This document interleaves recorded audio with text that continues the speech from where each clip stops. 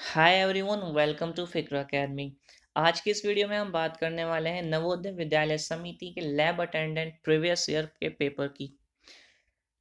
Paper का पहला section हमारा हिंदी का है जिसमें 10 क्वेश्चंस हैं। बट इस बार का जो हमारा पेपर होगा उसमें 15 क्वेश्चंस हिंदी के आएंगे। सो स्टार्ट करते हैं। पहला क्वेश्चन है, निम्नलिखित शब्दों में से तत्सम शब्द को पहचानिए। सो इनमें से हमारा तत्सम शब्द है उष्ट्र। सेकेंड क्वेश्चन इज, निम्नलिखित शब्दों में से तद्भव शब्द को पहचानिए। सो आपका आंसर हो जाएगा चांद, ऑप्शन नंबर 2।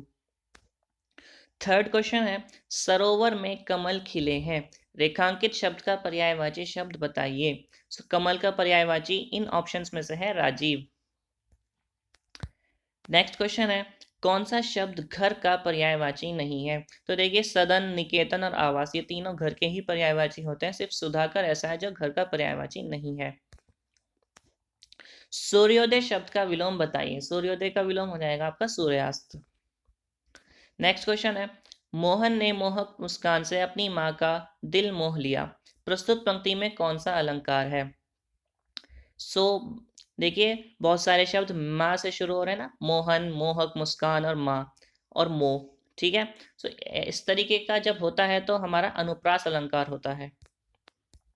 नेक्स्ट क्वेश्चन है, राज्याभिषेक का संधि विच्छेद होगा। सो ऑप्शन नंबर 4, राज्य प्लस अभिषेक। महाभारत की लड़ाई में श्री कृष्ण अर्जुन के रथ चालक थे। प्रस्तुत पंक्ति में रेखांकित शब्द का समास होगा। आपका आंसर होगा इसमें ऑप्शन नंबर 3, तत्पुरुष समास। नेक्स्ट क्वेश्चन है, जो बहुत जानता है के लिए शब्द होगा। तो बहुज्ञ, ऑप्शन नंबर 1। नेक्स्ट क्वेश्चन है, मैं और मेरी माँ घूमने का गया था। प्रस्तुत पंक्ति में अशुद्ध अंश होगा। तो जाहिर सी बात है, इसमें का गया था ये आपका गलत हो जाएगा, क्योंकि सही सेंटेंस क्या होना चाहिए था, मैं और मेरी माँ घूमने गए थे। ठीक है। नेक्स्ट सेक्शन हमारा इंग्लिश का है। ठीक है। इस बार हमारे पेपर में इंग्लिश में 15 क्वेश्चंस आएंगे। ठीक है। लास्ट टाइम जो था वो 10 क्वेश्चंस थे सिर्फ, बट इस बार 15 क्वेश्चंस आने हैं। सो क्वेश्चन है, fill in the blanks in the sentence below with suitable articles. Choose your answer from the given options. ठीक है। सो आर्टिकल्स आपका फिल करने हैं ए एन द में से। ठीक है। तो जो वर्ड्स कॉन्सोनेंट से शुरू होते हैं उनसे पहले ए लगाना है आपको, जो वोवेल से शुरू होंगे उनसे पहले आपको एन लगाना है। ठीक है। सो इस तरीके से आप देख लीजिए। A few miles south of the US Canadian border, the Brule river flows through Minnesota's Judge C.R. Magne State Park, where it drops 800 feet dash 8 mile span, creating several waterfalls. ठीक है। जो हमारा देखिए, अ फ्यू, फ्यू से पहले आ आना है। ठीक है। ब्रूल रिवर एक रिवर है। ठीक है। इससे पहले आपका द आना चाहिए। एंड 8 माइल, जो 8 वर्ड है वो एक वोवल से शुरू हो रहा है, ई से शुरू हो रहा है, तो इससे पहले आपका एन आएगा। ठीक है। नेक्स्ट क्वेश्चन में भी आपको इसी तरीके से आर्टिकल्स फिल करने हैं। ठीक है। नेक्स्ट क्वेश्चन है, fill in the blank in the sentence below with a suitable preposition. आपको सुटेबल प्रीपोजिशन बतानी है। With the tiny screen bouncing around in front of us, tiny sound quality and frequent interruptions, watching a movie dash a flight is hardly an immersive experience. So इसमें आपका आ जाएगा during. Next है, in April 1972 a puddle in Canada produce a little dash 4। सो इसमें आपका option number 1 of is the correct answer. Next question है, fill in the blank in the sentence below with a suitable modal verb. Modal verb आपको fill करनी है। A new survey by Gatwick Airport in London found that 15% of men and 6% of women said that they were more likely to cry when watching a film on a flight than they dash if seeing it at home. So इसमें would आपका option number 3 आ जाएगा। Next है, a sentence is given in 4 parts has options. One of the parts has an error of grammatical or syntax. Choose the option that has the error. ठीक है। सो option number 4 इसमें देखिए, abandoning buildings and power lines bordered by a dry stone wall, ये आपका grammatically सही नहीं है answer. ठीक है। तो ऑप्शन नंबर 4 आपका सही हो जाएगा।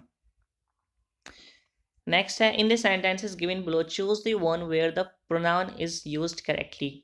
The Indian khichdi whomever we eat at least twice a week is now one of the favorite meals of many all over the world. देखिए, चार ऑप्शन में फर्क क्या है। पहले में whomever है, सेकंड में which है, थर्ड में हु है एंड फोर्थ में हुम है। सो इसमें विच आपका करेक्ट है प्रोनाउन यूज की गई है ऑप्शन नंबर 2 में।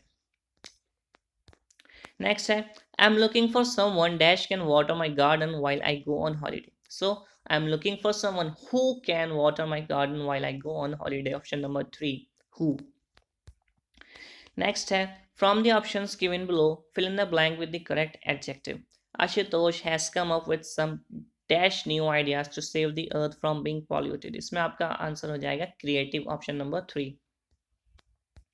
Next is from the options given below, choose the correct idiom to fill in the blank. The issue of paying GST is a political dash all over India. So इसका answer आपका hot potato हो जाएगा, option number 3। एक English idiom है जो use की जाती है इंग्लिश लैंग्वेज में। नेक्स्ट सेक्शन हमारा रीजनिंग का है, ठीक है। इस बार रीजनिंग से हमारे 15 क्वेश्चंस आने हैं।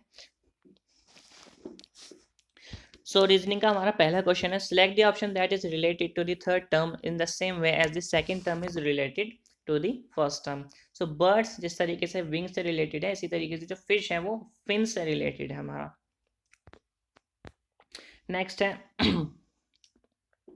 समर डे, ठीक है। समर जिस तरीके से डे से रिलेटेड है, इसी तरीके से विंटर जो है वो नाइट से रिलेटेड होती है।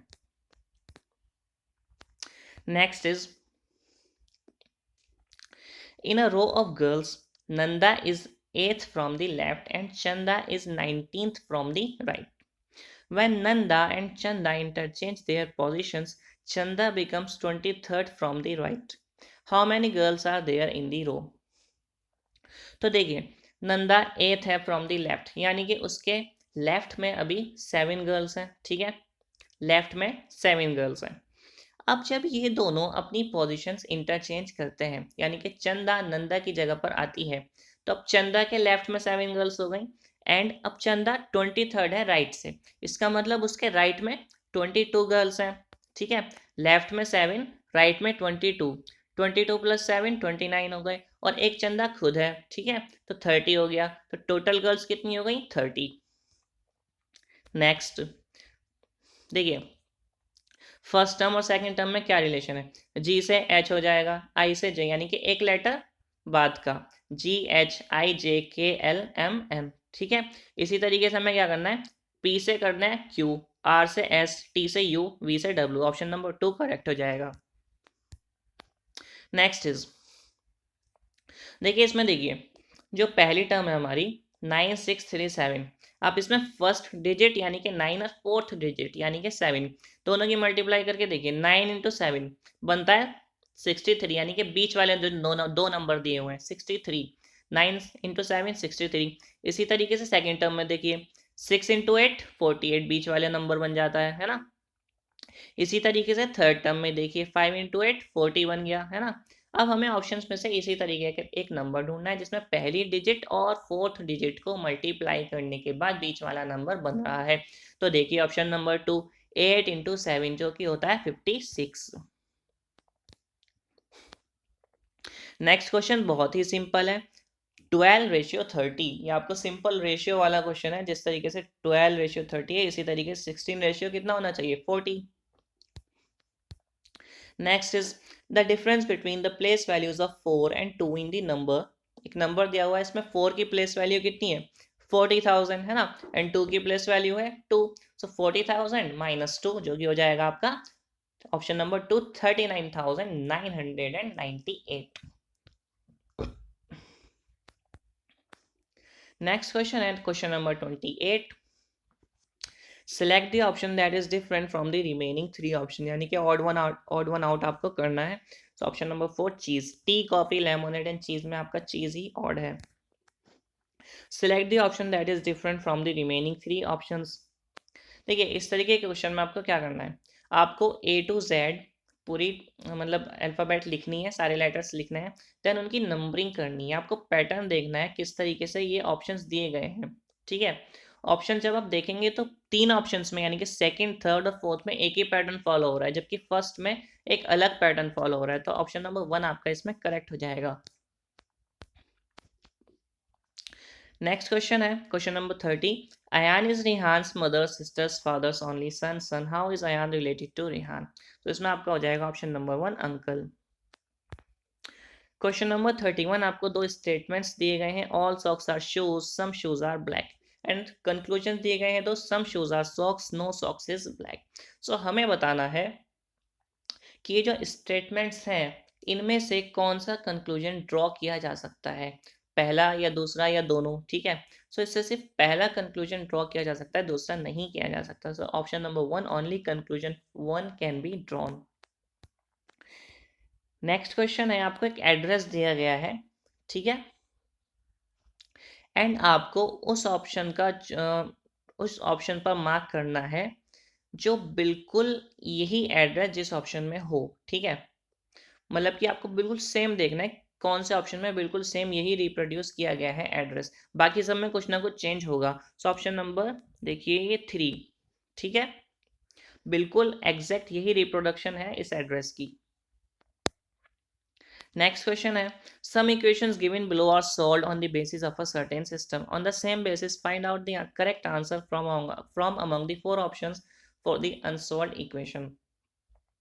तो देखिए 12 इंटू 4 64, अब 12 इंटू 4 हमारा होता है 48, ठीक है, यहाँ पर क्या दिया हुआ है 64, कोई और पैटर्न यहाँ पे फॉलो हो रहा है। अब देखिए हमें क्या करना है, 12 इंटू 4 48, अब ये जो दूसरा नंबर है 4 हमें इसका करना है स्क्वायर एंड देन 48 में ऐड कर देना है। यानी कि क्या पैटर्न फॉलो हो रहा है, पहले दोनों नंबर की मल्टीप्लाई करनी है, देन सेकेंड नंबर का स्क्वायर करके उसमें ऐड करना है।